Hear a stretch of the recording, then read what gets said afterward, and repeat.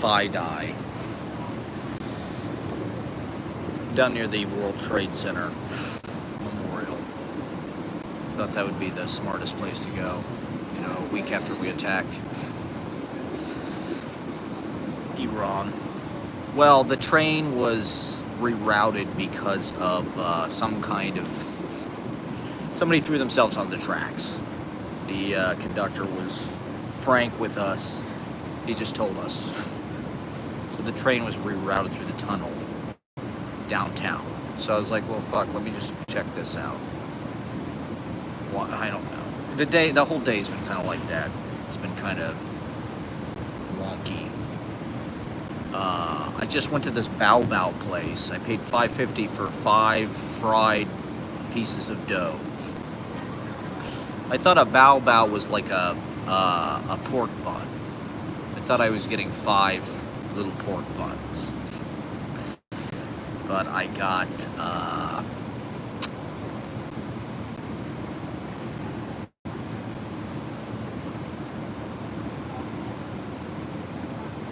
little elephant ear dough instead. So I just wanted to jump on here before the 4th of July and give my 2 cents, just talk about, recap everything that's been going on. We've been watching all these John Irving movies, World According to Garp. I'm going to talk about that. I'm going to talk about open mic on Monday. We had this guy. It was a great show. It was packed because we got to start early. I see that now, like, God, it makes such a huge difference if we can start at 8 o'clock. It's just crazy. It's like night and day. It's amazing that as many people come as they do to 9 p.m., but, like, it doesn't make it easy. Whereas, like, starting at 8, it's like, wow. It just, it gathers a whole different mass because people can be there earlier. And then, so I'll talk about the open mic. What the hell else happened? Is that it? Is that everything that happened in my life? Oh, and the big, beautiful bill. The big, beautiful bullshit. Apparently it's the worst piece of legislation ever written, and yet it's going to pass anyway. We live in the bad place. Not that I've ever seen the good place, but it's nasty. I mean, I don't know. Supposedly they're going to kick a bunch of people off Medicaid, right? 17 million people are going to lose their health insurance, probably including me. I mean, I'm on Medicaid. They're cutting, what, like $800 billion? They're creating all these lame work requirements. I thought New York was going to have some protection just because we pay so much into the federal government.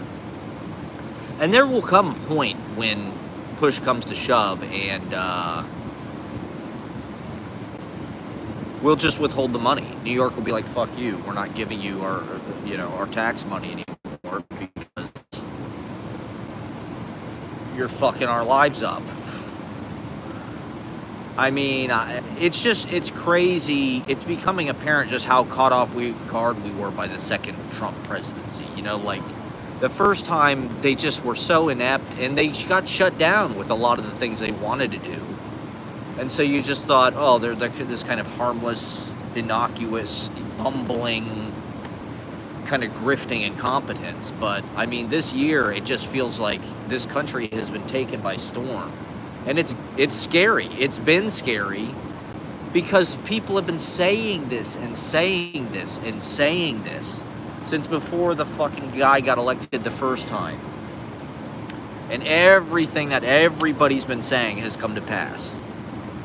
And so it is pretty scary that they're going to pass this bill. They're going to create this huge budget for ICE.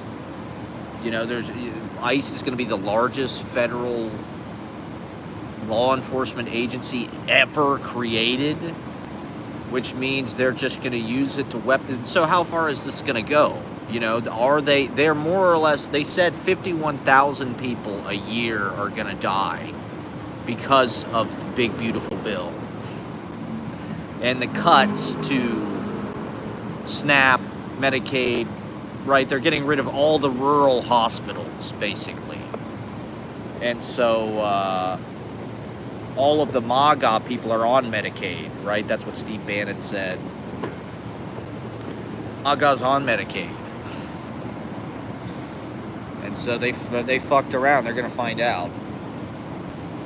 Maybe they want to die. I think they believe in the prophecy. Is it coming to pass? Maybe it is. It's fucked up. Prince of fucking Darkness. Big, beautiful bill. I don't know how they get these fucking little sound memes across, these little taglines. Time and time again, there's always some kind of fucking bullshit verbiage. Some little PR fucking brand label. The big, beautiful bill. And it's gonna, so 51,000 more people. People are already dying. I mean, Jesus Christ. I went into the bodega, right, in Midwood, and the night before my legs started to get fucked up, I went to that bodega and I got a chopped cheese, which I never do. I've just been kind of on a real bad diet for the last couple of years. I've just been on a kamikaze diet. It's just kamikaze everything, you know? Because it's just like, what? How long is this going to last? The federal government is actively trying to kill us. And so I go to the bodega, and the guy that made me this sandwich was this cool guy. I liked him. We had this, you know, my neighborhood, there's not a whole lot of people that I really connected with. And this guy I sort of had a cool rapport with. You know, I go in there at 3 a.m. after I get off work or whatever, and get a sandwich. And so, you know, I had a nice kind of rapport with the guy. But he made me this sandwich that I sort of like, I think it's these cured meats, these fucking bodega meats, have some kind of fucking crazy chemical preservative, whatever the hell it is, enzyme, flavor enhancing enzyme. And so I think that shit really gets it, you know, that acid or whatever, lactic acid or whatever the fuck it is they put in there. It gets in your, if it gets in there, it's like, it can be really insidious to your nervous system. And so I kind of like blame this guy. I'm kind of like, fuck, this guy gave me this like cursed sandwich. I ate this fucking sandwich, and the next day, like, my leg is all fucked up. And I threw up. That was the day I threw up, because I ate the rest of the sandwich, and we were driving to this open mic in Long Island. It was the first time we'd done that. It was like winter was over, beginning of spring. I'm like, we're going to go to Long Island.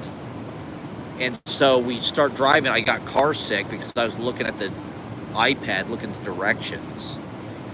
And I had to pull over, and I threw up. And that was sort of the beginning of when my leg got fucked up. So I know it's not this guy's fault, but I subconsciously kind of blamed him. And so our relationship, I never really talked to him again. I kind of tried to go back to like just customer, you know, employee kind of protocol. It was kind of sad because I liked this guy and he seemed cool. He's there overnight at this fucking bodega. I mean, it's got to be shitty. But anyway, so I'm in the bodega the other day getting a fucking sandwich because there's nothing else to eat in the goddamn neighborhood. Like, literally, this is the only place to eat. And I see by the cash register, there's a fucking picture of the guy. And it says R.I.P. I forget what his name was, but I don't know. I didn't ask about it or anything because I didn't really want to necessarily go there with the fucking,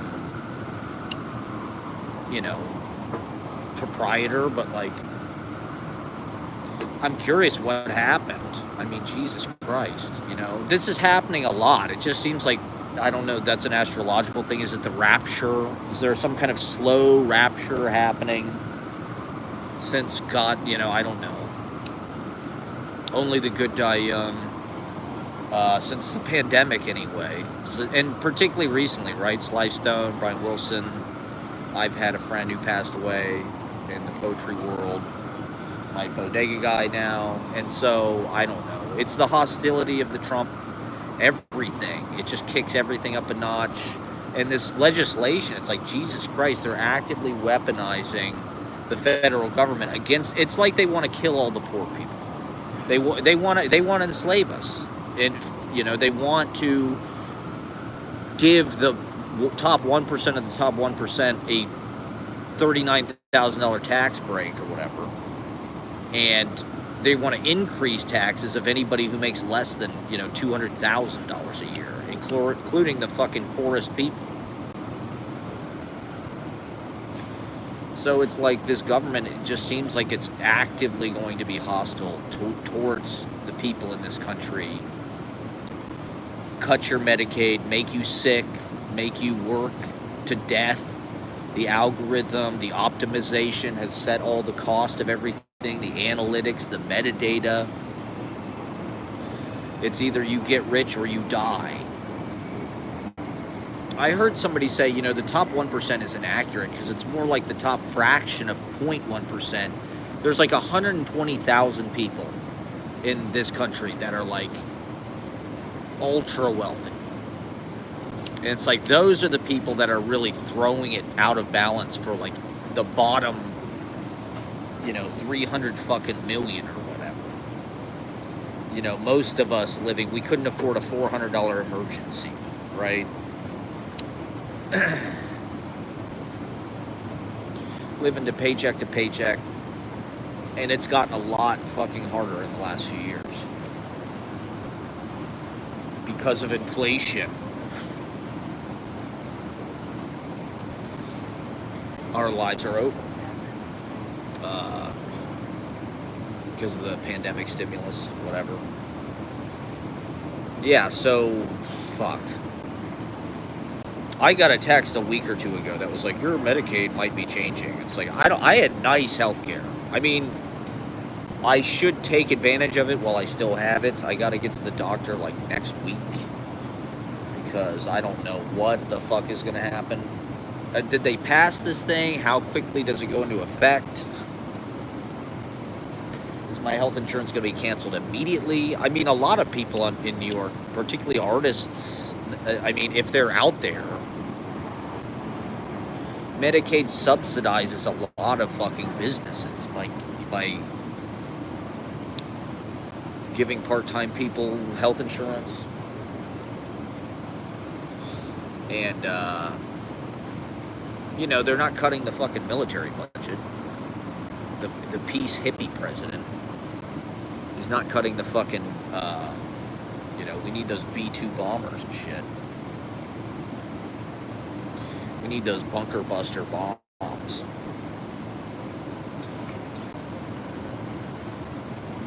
So,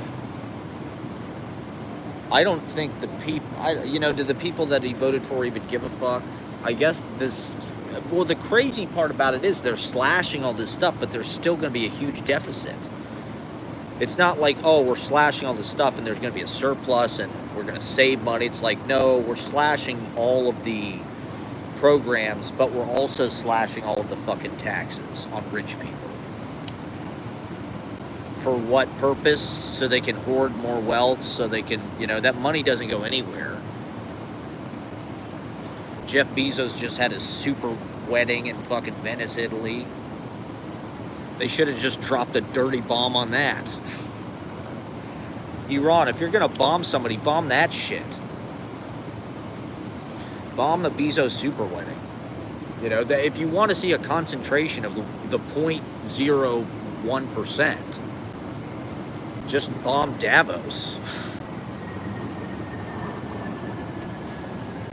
Not to give anybody ideas. This is a joke. That's purely satirical. I mean that in a sarcastic, ironic, exennial way. Cynical. So, will Zorhan protect us? Apparently Trump wants to arrest Zorhan. I don't know. The politics shit, I guess everybody fucking talks about it, but how can there be so much punditry and so little I mean, there's not even going to have so little actual. No one is stopping anything they're doing. There's no resistance at all. Will there even be midterms? You know, it just feels like we're going to be getting completely sexually assaulted until the midterms, metaphorically speaking. And what can we do about it? There's nothing. We're just trapped. We're trapped in the closet. With R. Kelly, we're a sex slave in some weird hotel or condo or something. We're never allowed to leave. We're chained to the wall. So, and who, like I said, who knows if there'll even be midterms? You know, he's going to deport Mondani. If the apparently there was some Supreme Court decision. There's always big Supreme Court decisions in June. That's when they repealed Roe versus Wade. It's when they like appointed, I don't know, summertime. They just like ruining everybody's fucking buzz. So apparently, I don't know exactly what it was, but they just made like Trump have even more fucking power. And they basically, there was something I saw where they ruled where it's like basically they said every state now has its own, like they're basically is saying there is no federal jurisdiction anymore and just throwing it back to the states. And apparently that's sort of what these digital guys want, is they want these individual kind of like kingdoms. Maybe, these guys are just getting what they want. Peter Thiel, there was this big fucking interview with him on the goddamn New York Times this week where he's talking about he doesn't know if people should survive or whatever, or is the human race worth living or whatever. And that's the guy calling the shots. And so it seems like they just want to roll up the federal government, give all the rich people their money back, and make the ultimate thing being Trump is the dictator who rules forever like Putin for 20 fucking years or whatever. He's the president. So it's looking more and more likely. And so, there's going to be tearing. The fabric of this country is going to get torn apart. Maybe that's what they want. Maybe they want to destroy the union, destroy the federal power, so they can just have these kind of individual little monarchies of tech oligarchs.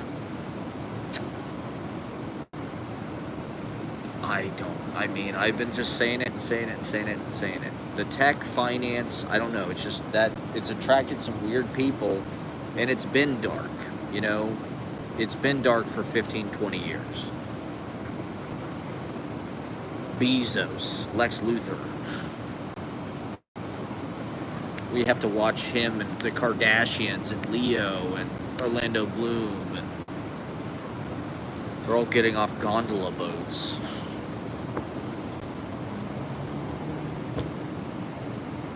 Targeted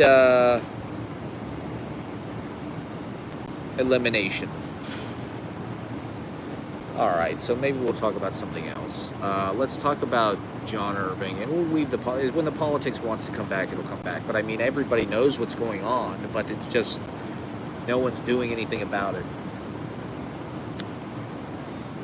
We're being roofied. We're being Cosby'd. And everybody predicted this, but whatever.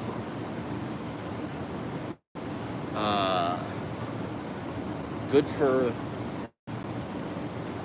the defense contractors and the finance criminals and the crypto, the worst of the worst of the worst. The swamp has gone nuclear.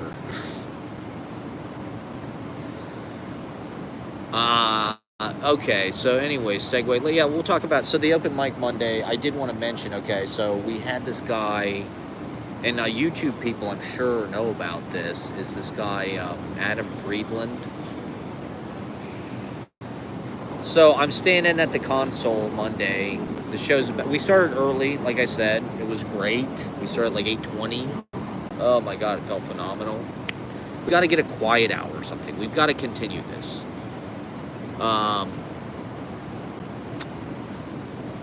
So anyway, this lady comes up to me. I think it's his manager. This lady, Janet, comes up to me. And I think he's got a little bit of a team. He's got like she came up, not him. And so she comes up and she's like, I'm a manager. I'm with a comedian.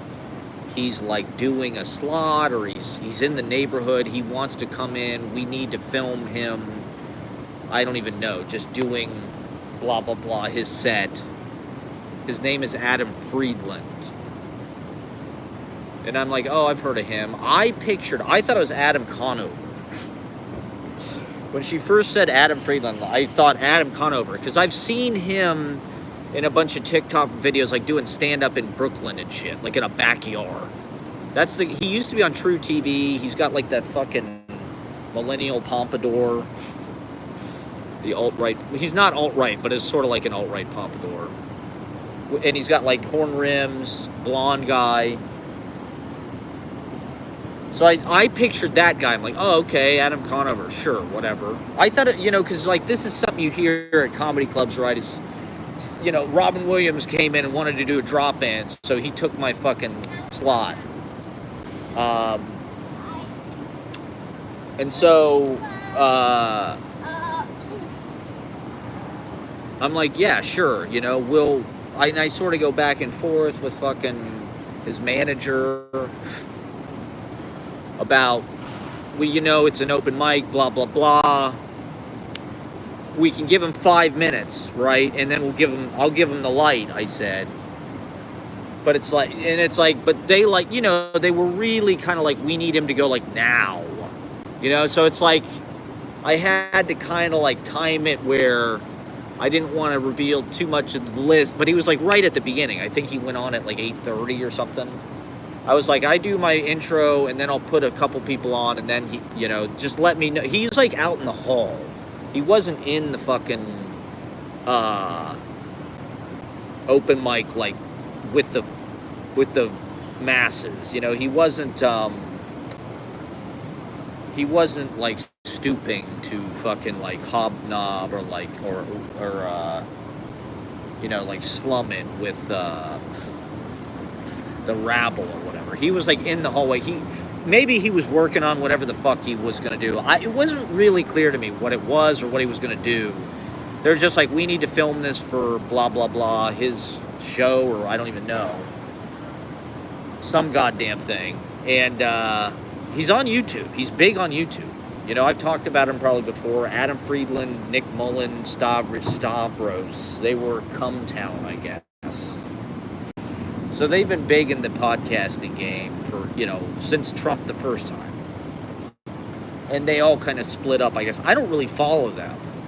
I'm not that into their content. I've watched Nick Mullen once or twice. He had fucking Rob Schneider on, which I think is kind of insane. But I don't, and then Adam Friedland, they had Rob Schneider on. And then Nick Mullen I just don't really get. That must be like Gen Z humor or something. Now everybody's got a fucking mustache and looks like that guy. So he must be, a cultural, well, anyway, fucking, who was it? GQ or Esquire or whoever the fuck these people are that do this shit said that Adam Friedland was the Joe Rogan of the left. Or the new Jon Stewart or something. And so I'm like, how do you want me to introduce this guy? Like, you want me to say what do you want me to say, basically? Because it's like, I guess they're trying to explain to me, like, the conceit was he's, like, bombing. He's doing this shit, and he's, like, bombing. And so I'm like, or he's, like, trying an open mic or something. It was like, they didn't, like I said, they didn't explain it that well, but, like, that was sort of my understanding of what the fucking gist of it was. So I just introduced him very minimally, just like I would any other comedian. but I knew who he was. And then, because after a few minutes, it sort of clicked to me, oh, wait a minute, Adam Friedland is fucking a YouTube guy. And his show is pretty good, you know, it looks nice. You can tell it's probably an influence on Mulaney a little bit. It looks like Dick Cavett or something. It's like got this nice set, mahogany. He's got some nice kind of like promo kind of little segments that he does that have like really nice cinematography. They're almost like little movies or something. So it's like his show has, it's like what I'd like to do with this sort of, with like a higher production value, produce it like it's actually a fucking show, like style, but put it on YouTube. And so, but he's got, you know, 200,000 fucking views on an episode. So I'm like, yeah, I should have tried to fucking haggle for some kind of like, let me walk around a little bit because this is a nice neighborhood. For some kind of like social media tag or something, some kind of YouTube shout out. You know, he's got shitloads of subscribers. Like if he shouted out my YouTube page, it could really help. But I didn't really think that fast. I think very slow. I'm just like, yeah, let this guy do his thing. You know, we've never really had a celebrity very much on the open mic. I mean, we've had, you know, we've been lucky to have really big, like, sort of like, you know, avant-garde people or like poetry people.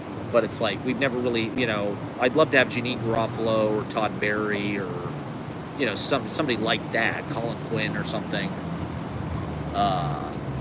You know, it's New York. It's fucking East Village. Theoretically, you could get anybody. Francis Ford Coppola.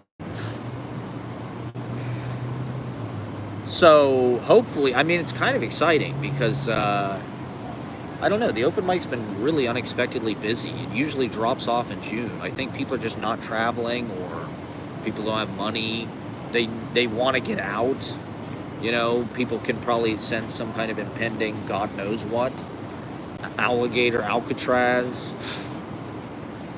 They're going to send us all to fucking Alligator Alcatraz, apparently. So they're like, I got to go to open mic as many fucking times as I possibly can before I'm deported. So it's been really special and like really busy, and I'm really thankful. And so this was kind of the cherry on top. Like, okay, this guy's fucking a cool kind of, you know, cultural known quantity. He's sort of Dime Square. Is he part of Dime Square? I don't even know. But he's sort of like you know, he's part of that dirtbag left thing. So I don't know. I'm skeptical of the guy's political leanings. I think he's a Bernie bro, but was he super about Zorhan? I'm not sure. Did he come out all pro Zorhan? Like, not really. I don't know. Where does Cumtown stand? So anyway, he goes up. He kind of has a Howard Stern vibe to me. He kind of looks like, I don't know. He's not that tall, but like he kind of has that like gawky, I don't know.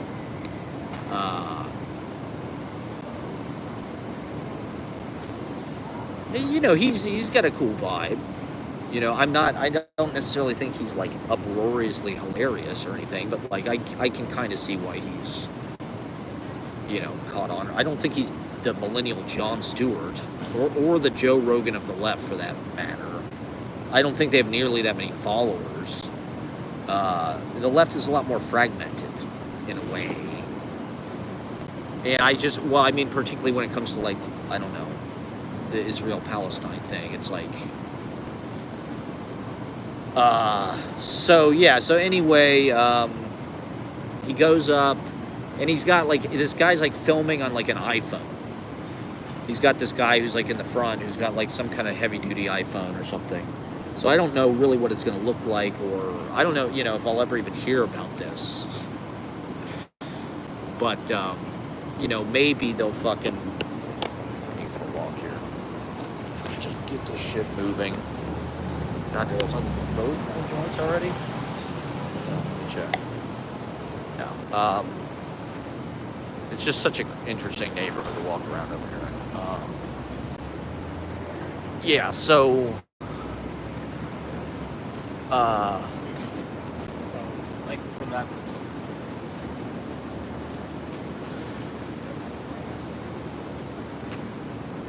I left my notebook back at the apartment, so I'm kind of like feeling separation anxiety. I almost never do that.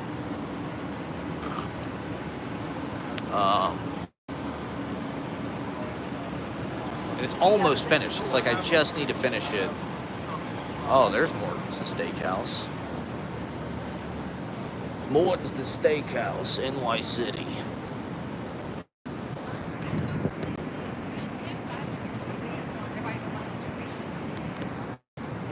And there's the fucking Twin Tower. Anyway. This is a nice little plaza down here. Just sit and smoke weed. Yeah, so, he goes up, he's got a piece of paper, and I don't even remember what the fucking jokes were. I think they were like puns. I don't know if people knew who he was or not. I didn't want to blow his like cover because my understanding of it was they sort of wanted him to bomb. So I didn't go up and be like, yo, this fucking guy is the Jon Stewart of the New Left. He's a fucking Joe Rogan of our generation. Which I very easily could have done and would have been happy to. Or say something like, anyway, that I would have quoted the sort of media, I guess. But they were like, just keep it low key, like he's just a comedian, whatever. So I just went up and I was like, okay, everybody, this guy is fucking Adam Friedland. And like I said, he came in, they were like, he's going to come in through the doors. And so I didn't like hype it up really that much or anything. And like I said, I really didn't know if the crowd knew who he was. There didn't seem to be, like, any kind of perceptible, like, oh my God, fuck, that's, this fucking generational, that's our generation's Jon Stewart. There didn't really seem to be murmurs or anything. Although, I will say it was packed. It was the first time in a while we've had people on the floor. We don't often get people sitting on the floor that much anymore. But I do think a lot of it was because I don't think people came in because of this guy. Like I said, he had his little crew of 2 people. It was his manager. Oh, sick. They get a little putting. Awesome. Oh, $10 lunch special. What? Oh my God, burger and waffle fries. When does the lunch end? Holy shit, I gotta come back to this. I mean, lunch has gotta be over, right? That's crazy. Oh. Holy shit. Get a fucking putting green. Okay, so anyway, this fucking guy goes up with a piece of paper. He comes in through the door. He goes up with a piece of paper. What the fuck were his jokes about?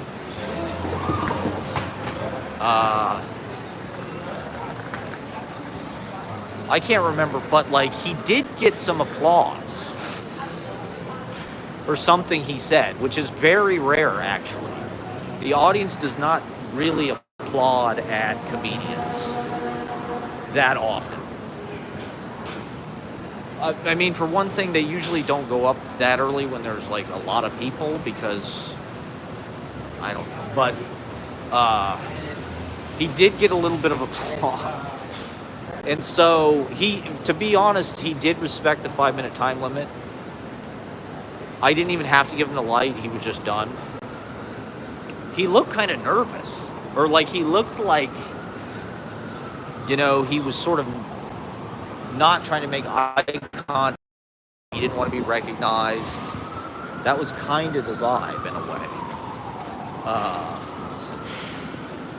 Like, okay, I'm famous. I'm famous. I just want to go up and do that. But he looked kind of nervous or something.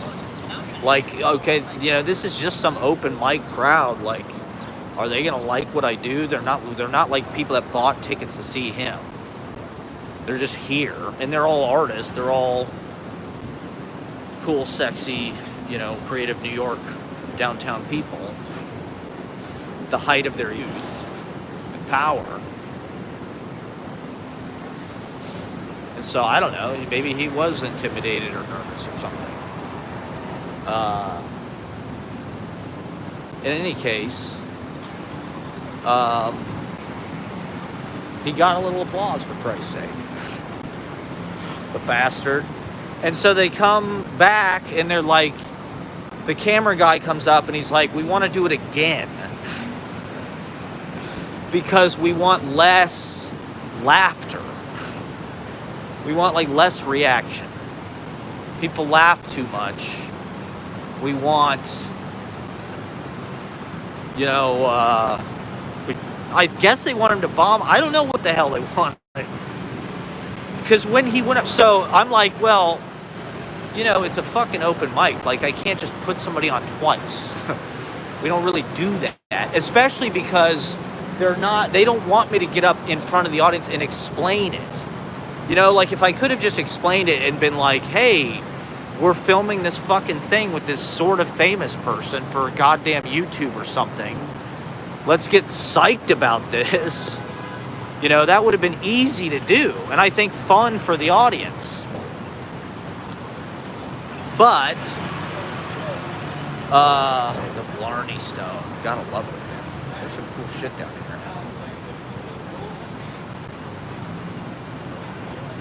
They kind of leave it alone because it's, Fidei. But I think more people are living down here. There's a Whole Foods here, and they're like it feels like there's more people that just there's more food places.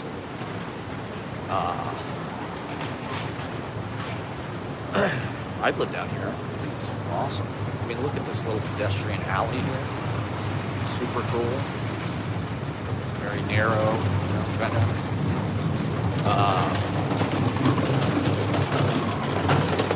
So he's like, the guy's like, we want to go again. And at this point, the show is happening, so I'm like doing the fucking sound and, doing running up and down and trying to, keep track of the order and shit. And so now I'm like talking to this guy, he wants to go again, so I'm like, well, I can't just get up and explain like, hey, we're going to do this again for TV. People will understand that. They're open micers. Are they going to get pissed? Because I'm going to put this guy up twice, this fucking comedian who sucks or whatever. Why am I doing this? All the people who signed up and are paying their hard-earned money. That's the thing about the open mic. Is it is a great audience, but a lot of people there are fucking there to perform. And so they're waiting for their goddamn turn.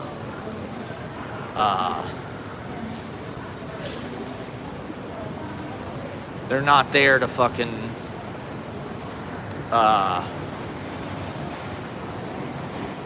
just sit there and applaud all night and laugh.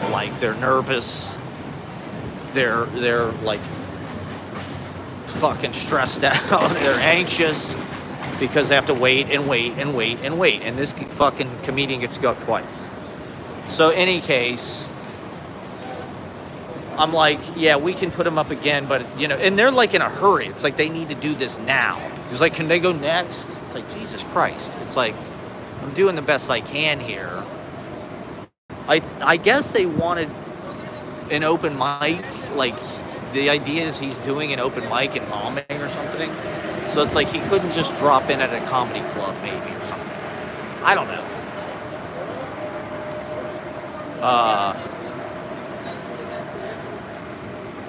So I go up and I'm like, I can't put him next. I can put him after, blah, blah, blah, blah, blah, blah. He didn't have to wait that long, 10 minutes or something. It wasn't really I'll put him at 2 hours. It was like, he went on at like 8:30, I think like 9:50 or something. Because I thought they were done. You know, when he's done it, he left, and then like he needs to go again. It's like, you fucking Hollywood scum. You fucking influencer, fucking verified blue checkmark scum. They said something about their Patreon makes $115,000 a month or something. Something insane and offensive like that. I guess I should go Wall Street, stock exchange, seat of power. This fucking crazy criminal fucking enterprise. I mean, everything in New York feels like that deal between the Native Americans and the Dutch for 12. You know, they sold Manhattan for $24 or whatever. It just feels like we're constantly just like reenacting that. This land, the land acknowledgments, I think that was part of the purpose. It's like, this land really does. You can feel that history. You know what? You know, the fucking stock exchange. What was it? There's a tree. This tree or something, right? This tree right here was like fucking where they did the deal, or where the first deal went down, or some shit. I don't know. It's in the documentary. There's one tree on Wall Street. See, like, there's no other trees around, but they leave this tree because this was the site of the first fucking exchange of whatever, you know, fruit and vegetable or whatever the hell it was. Futures. And then Francis Tavern, and so I don't know. All that Revolutionary War. I mean, there's fucking George Washington, for Christ's sake. The white people who stole the land. But also just that deal and that meeting up on the river, you know, between the brown people and the white people. And the arbitration and the handshake and whatever the hell, however it went down. I did want to check out the seaport. I'm never down here. I always just go straight to fucking Union Square.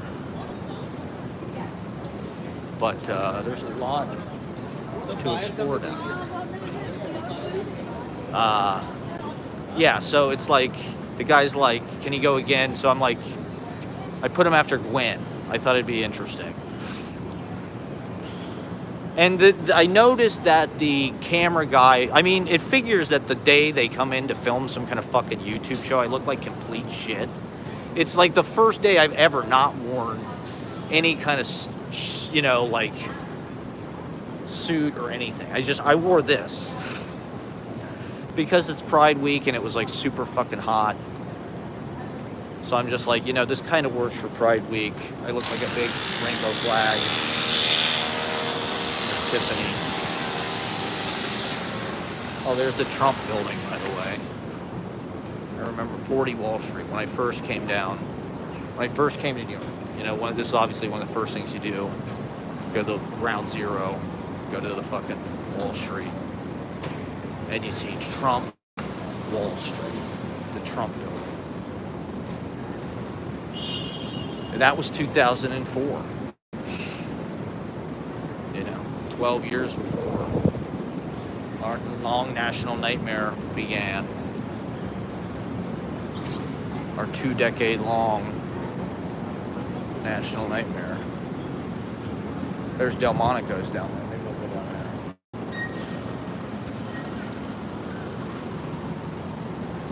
there. Delmonico's incredible.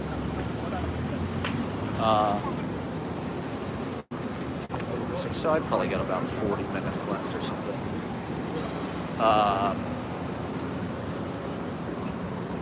So I go up and I sort of hinted, I'm like, you know, this will make sense later, but we're going to put this comedian on again.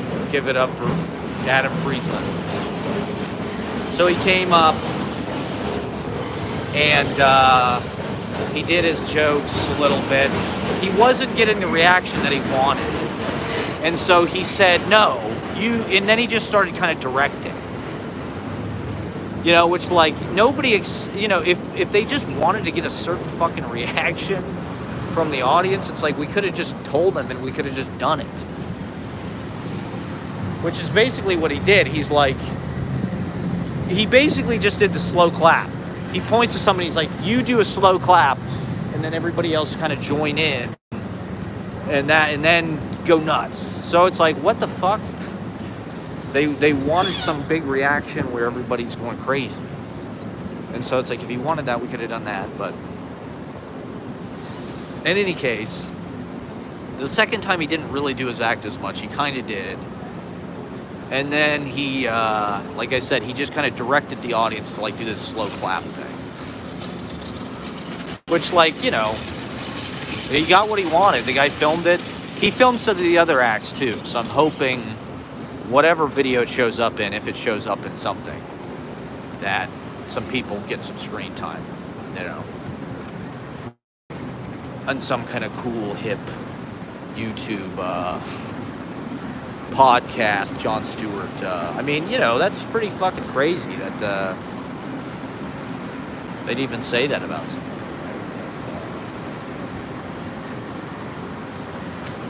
But that's what those fucking fake lamestream media magazines do. You know, they try to build these stars that they just kind of force down our throats. There it is.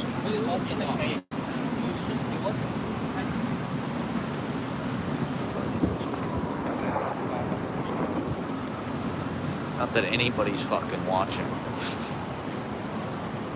Apparently 91% of my viewers are male. According to YouTube analytics, 91% of my viewers are male. 91.5%. We can't ignore that other 0.5%. I just find that hard to believe. I don't think that's really possible. 91, that's very high. You mean there aren't even 3 out of 10 women that enjoy listening to me fucking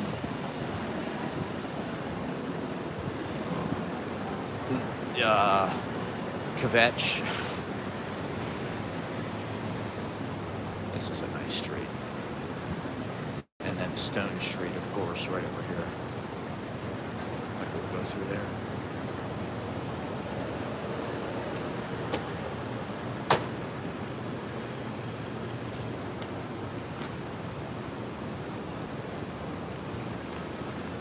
So yeah, I mean, it was pretty cool to have that on the show. Adam Friedland went up twice. And, you know, a couple people after, like I said, I really don't think the audience got, the second time he didn't get applause. He didn't get that many laughs, but like I said, he didn't really do his act as much. He kind of just went up and was done.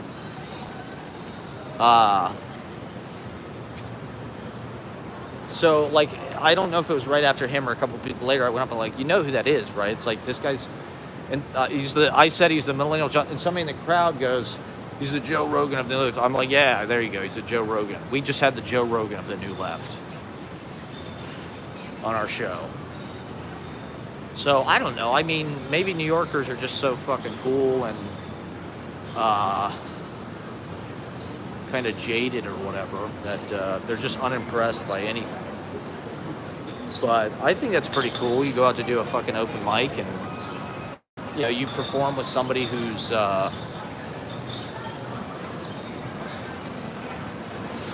know, fucking, you know, sort of relevant culturally. I that's what I try to do with the open mic, is treat everybody and treat all kind of art and forms and shit almost like it's one level. You know, it's like, it's not really hierarchical. All of the artists doing the open mic are just as valid as famous people, famous shit. We're in New York, wherever the hell you are. And so it's cool to have Sparrow or Jeffrey Lewis or whoever the fuck, you know, as just another open micer or just another person who can come and perform. Not that they are, you know, it's special to have them. Or Adam Friedland. You know, we've been lucky to have a lot of really fucking talented people. So fitting them on a continuum with the regulars, the locals, the Warriors. It's exciting. It's exciting to think anything can happen on Monday night. And I don't know. Like I said, there's just been exciting things kind of happening recently. I thought like typically that it drops off in the summer, but it's kind of weirdly come to life in the last. Not that it wasn't. It's always. It's like with the open mic, there's like these seasons and these eras and these phases. Because we're lucky to have new people coming in, refreshing it and delivering and keeping it exciting. And so,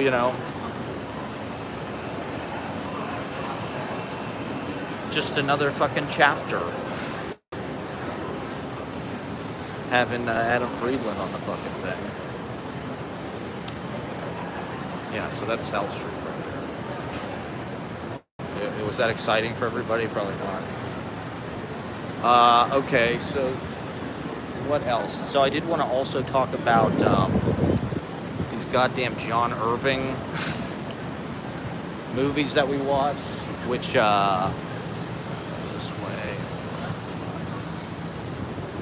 I've always, I never really knew that much about John Irving.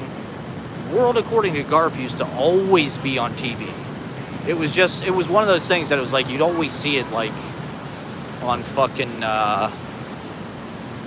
UPN or whatever. Or TBS or something, World According to Garp.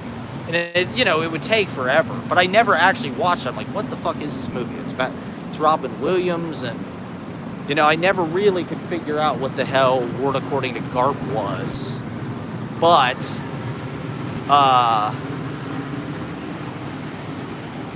and then Cider House Rules came out when I was in fucking middle school, I think, and it just seemed terrible. It just seemed like Oscar bait bullshit. I never saw it. I remember being very annoyed at the preview. Simon Birch came out around the same time. They were kind of similar. They had this kind of like very 90s, like Weinstein kind of champagne glow and just emotional syrupy bullshit or something.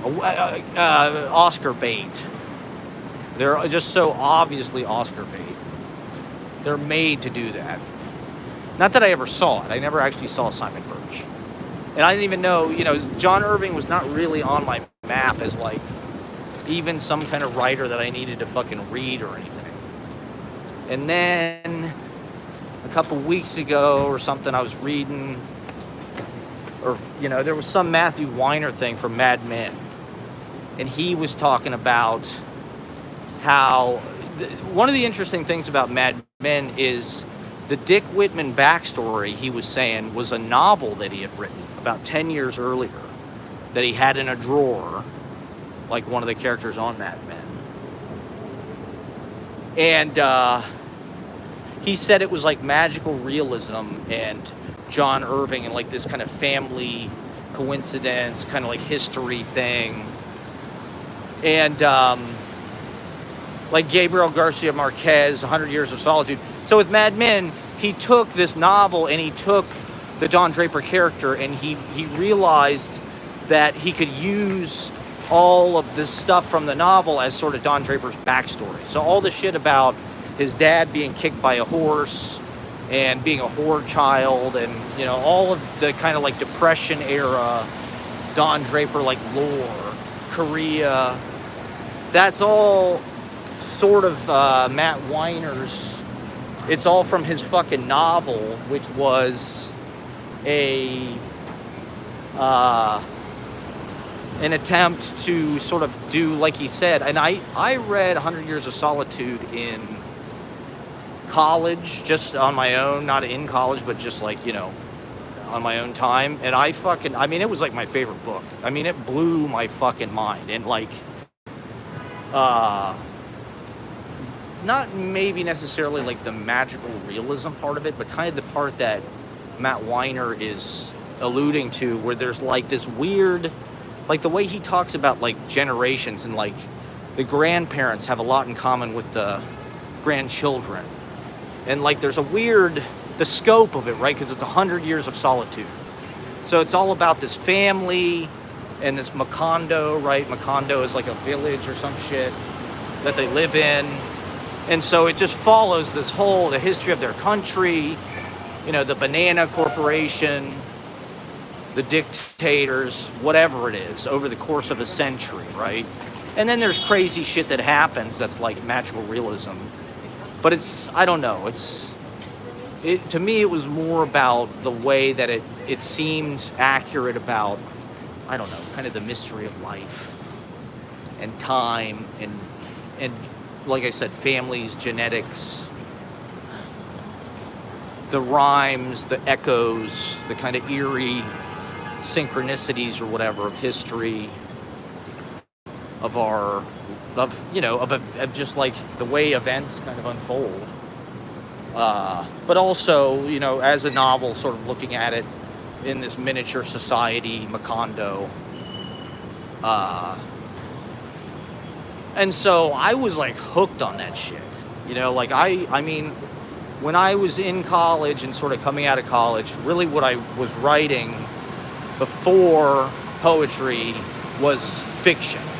In that sense, I mean, I really wanted to write shit like that. I wanted to write, not like magical realism per se, but like, I was into like having all these fucking characters and having kind of like, you know, like at Magnolia, the movie Magnolia, the scene about the frogs. It starts raining frogs or whatever. And then there's a scene where the guy jumps out the window and then he gets shot by a shotgun at the same time. That kind of shit.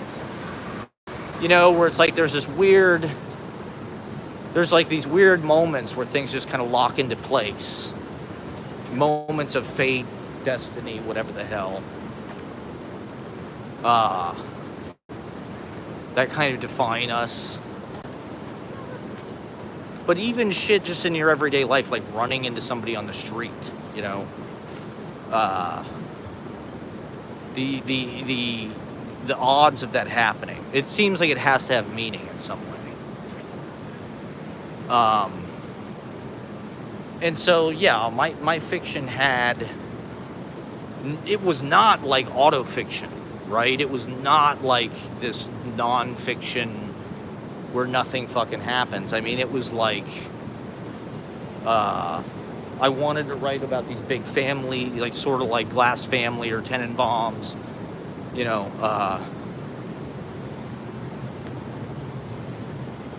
and so, I don't know. So with novelists, there's kind of this, it's like I was talking about with like playwrights, how playwrights kind of have a certain attitude or a certain frame. Like novelists have their own frame of like,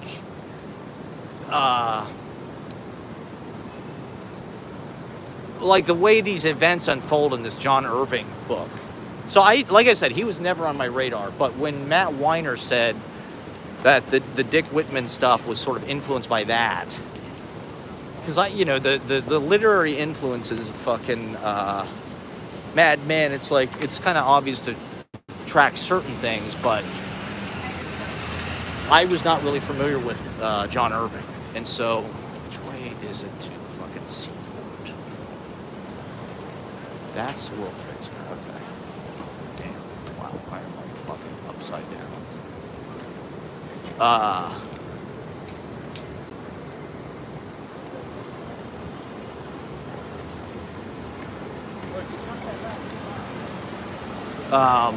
So yeah, hearing Matt Weiner mention that, I'm like, okay, we should check this out. It's just another, you know, we're constantly groping for kind of, we watched all those Neil LaBute movies, and so now we're like groping for the next shock value. Ashley's into those kind of like crazy,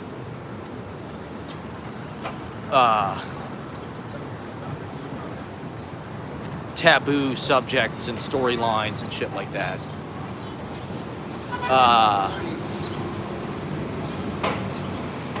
And then I had also heard, I think on Wes Anderson's Wikipedia page, it says something about how this movie, The Hotel New Hampshire, is like a proto Wes Anderson movie. It's like got similar elements. Because there are a lot of things in Wes Anderson where you're like, this is familiar.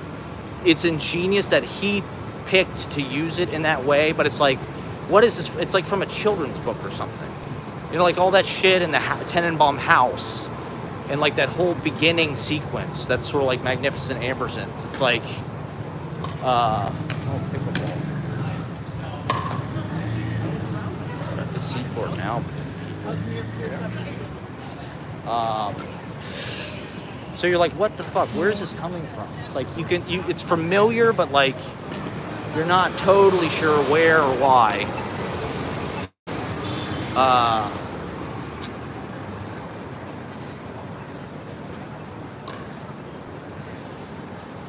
And so I I added this movie, Hotel New Hampshire, to my watch list, not really knowing what it was about. It's like, I knew it was about a family that like buys a hotel. But that was the first one we watched. And there's just crazy. First of all, it starts off with Wallace Shawn, and his name is Freud. He's like selling a bear or something, or he sells the guy a bear, this fucking bear that's just like a person. So it's, it starts off real fucking weird, where this bear is just like, anthropomorphized or whatever. And it's got a great cast. I mean, it's Beau Bridges, Jodie Foster, Rob Lowe.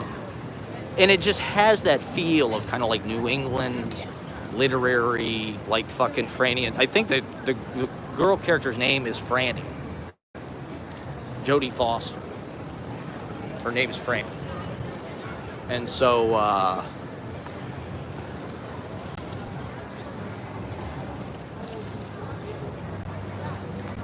it's got that kind of Ivy League, preppy, tweed fucking...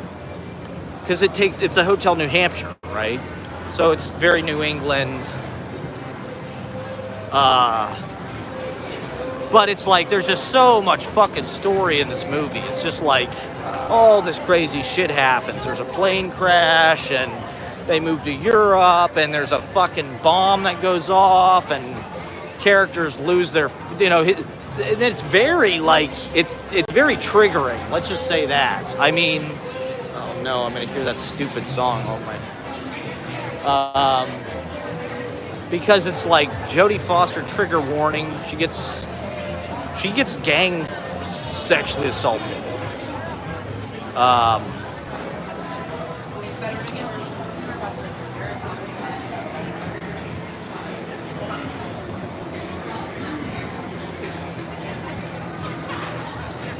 And it's like, and then there's like a whole incest storyline, which is like fucking crazy, which sort of has a Tenenbaums. So you can definitely tell the influence on Tenenbaums and Grand Hotel. And it's just a wild fucking movie that, like, honestly, they couldn't even make anymore because it's just like so fucking... Well, I mean, it really feels like they took all of the novel and like tried to just put it all in, like, but because it's just like things happen so fast.